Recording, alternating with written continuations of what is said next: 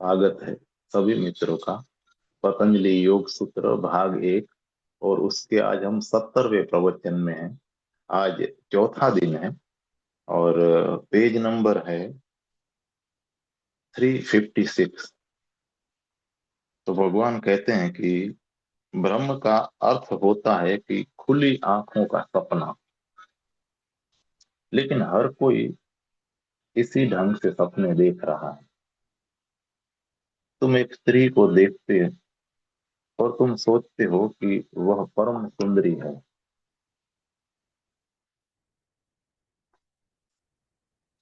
हो सकता है ऐसी बात न हो। तुम शायद भ्रम को उस पर प्रक्षेपित कर रहे हो सकता है काम वासना के कारण तुम भूखे हो।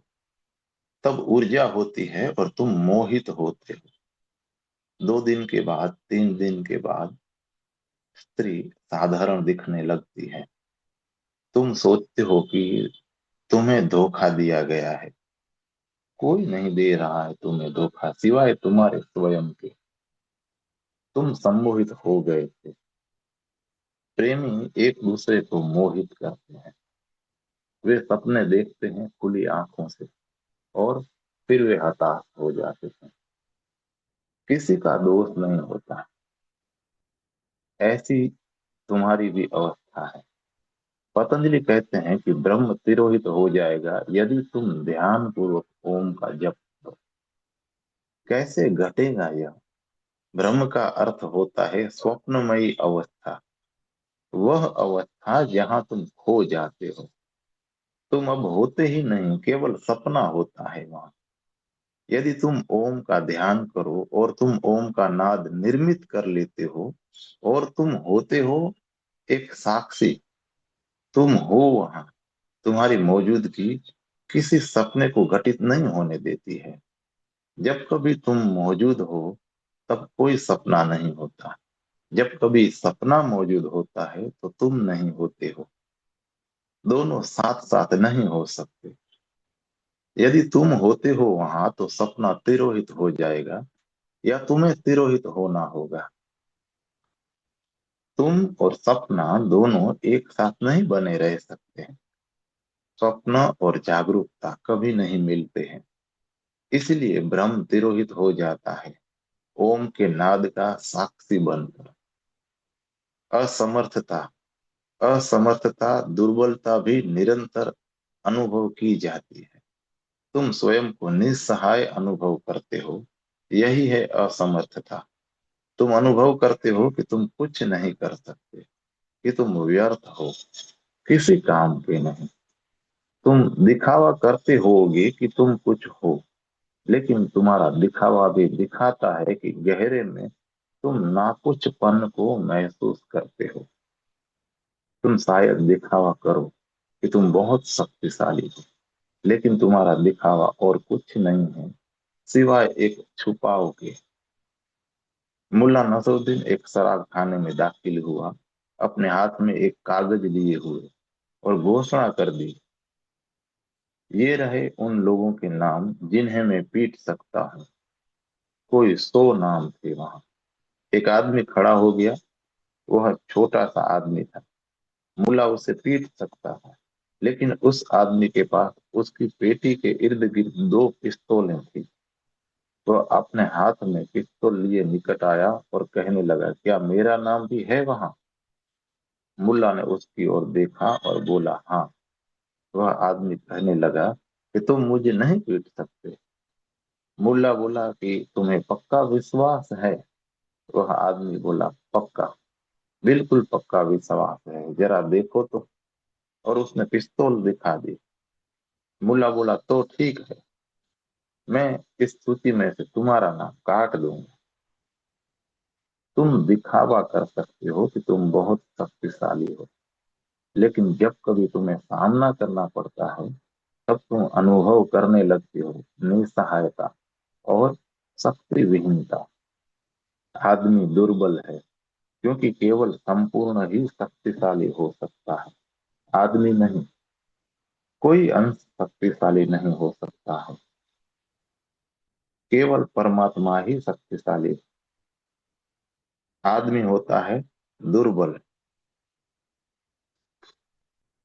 जब तुम ओमकार का जप करते हो, ओम के नाद का, तो पहली बार तुम अनुभव करते हो कि तुम अब कोई द्वीप न रहे, तुम संपूर्ण सर्वव्यापक नाद का एक हिस्सा बन जाते हो।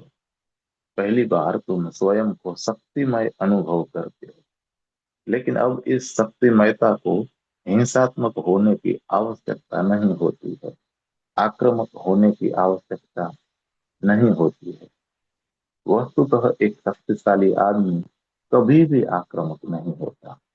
केवल दुर्बल व्यक्ति आक्रामक हो जाते हैं, अपने को सिद्ध करने के लिए, यह दिखाने के लिए कि वे शक्तिशाली हैं। और अस्थिरता है उन्हीं बाधाओं में से एक जो मन में विक्षेप लाती है। तुम एक चीज को आरंभ करते हो और फिर छोड़ देते हो। तुम आगे बढ़ते हो और हटते हो। तुम फिर से प्रारंभ करते हो और फिर छोड़ देते हो। कोई चीज संभव नहीं होती इस अस्थिरता के साथ। व्यक्ति को सतत प्रयास करना होता है, निरंतर उसे एक ही स्थान पर गड्ढा खोदे चले जाना होता है। यदि तुम अपना प्रयास छोड़ देते हो, तो तुम्हारा मन ऐसा है कि कुछ दिनों बाद तुम्हें फिर से क ख ग से प्रारंभ करना होगा। मन स्वयं को उल्टा चला लेता है, वह फिर से लौट जाता है। थोड़े दिनों तक तुम करते हो, फिर तुम इसे छोड़ देते हो। तुम वापस फेंक दिए जाओगे कार्य के तुम्हारे पहले दिन पर ही। फिर से क ख ग से शुरू करना होगा। या तुम बहुत कुछ करोगे बिना कोई चीज के प्राप्त किए ही। ओम तुम्हें कुछ अलग ही चीज का स्वाद देगा। क्यों तुम आरंभ करते हो और रुक जाते हो? लोग मेरे पास आते हैं और कहते हैं कि उन्होंने 1 वर्ष तक ध्यान किया, फिर उन्होंने बंद कर दिया। और मैं पूछता हूँ उनसे कि कैसा अनुभव कर रहे थे तुम? हम बहुत बहुत अच्छा अनुभव कर रहे थे। मैं पूछता हूँ उनसे, तो फिर तुमने बंद क्यों कर दिया? कोई बंद नहीं करता जब कोई बहुत अच्छा अनुभव कर रहा होता है। वे कहते हैं कि हम बहुत खुश थे, फिर हमने बंद कर दिया। मैं उनसे कहता हूँ कि यह असंभव है। यदि तुम प्रसन्न थे तो कैसे कर सकते हो बंद? तब वे कहते हैं कि एकदम प्रसन्न तो नहीं। तो वे मुश्किल में पड़े होते हैं। वे दिखावा भर कर लेते हैं कि वे प्रसन्न थे। यदि तुम किसी निश्चित बात में प्रसन्न होते हो, तो तुम उसे बनाए रहते हो। तुम केवल तभी बंद करते हो जब वह उबाऊ हो जाती है।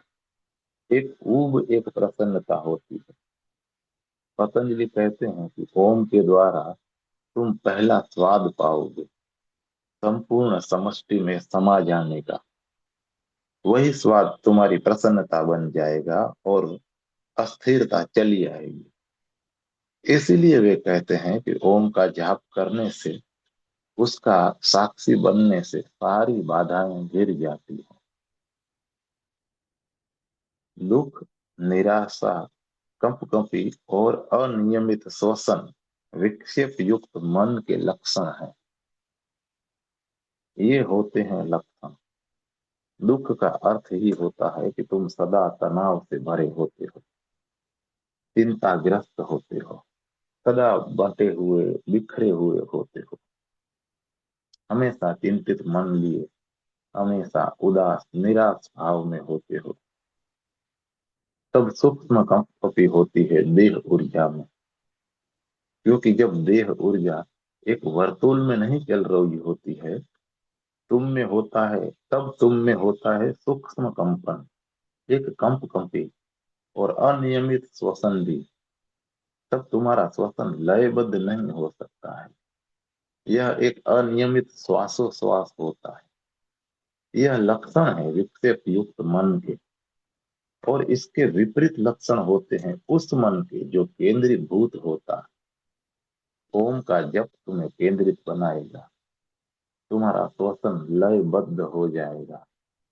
तुम्हारी शारीरिक कंपकपाहट तिरोहित हो जाएगी। तुम घबराए हुए नहीं रहोगे।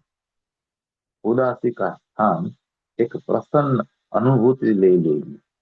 एक प्रसन्नता तुम्हारे चेहरे पर सुकोमल आनंदमयता होगी, बिना किसी कारण के ही। तुम बस प्रसन्न होते हो। तुम्हारे होने मात्र से तुम प्रसन्न होते हो।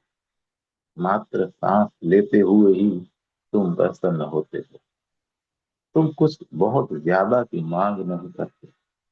तब संताप मनोव्यथा की जगह आनंद होगा। इन बाधाओं को दूर करने के लिए एक ही तत्व पर ध्यान करना। विक्षेप युक्त मन के ये लक्षण हटाए जा सकते हैं एक सिद्धांत पर ध्यान करने द्वारा। वह एक सिद्धांत है प्रणव, ओम। वह सर्वव्यापी नाम। तो दोस्तों, 17वां चैप्टर ध्यान में आने वाली बाधाएं यहाँ समाप्त होता है। हम आगे बढ़ते हैं 18वें चैप्टर की ओर। और उस चैप्टर का नाम है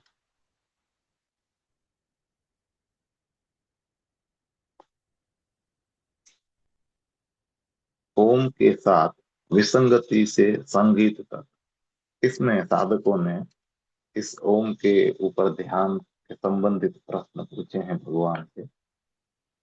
तो हम इसके लिए कल मिलेंगे।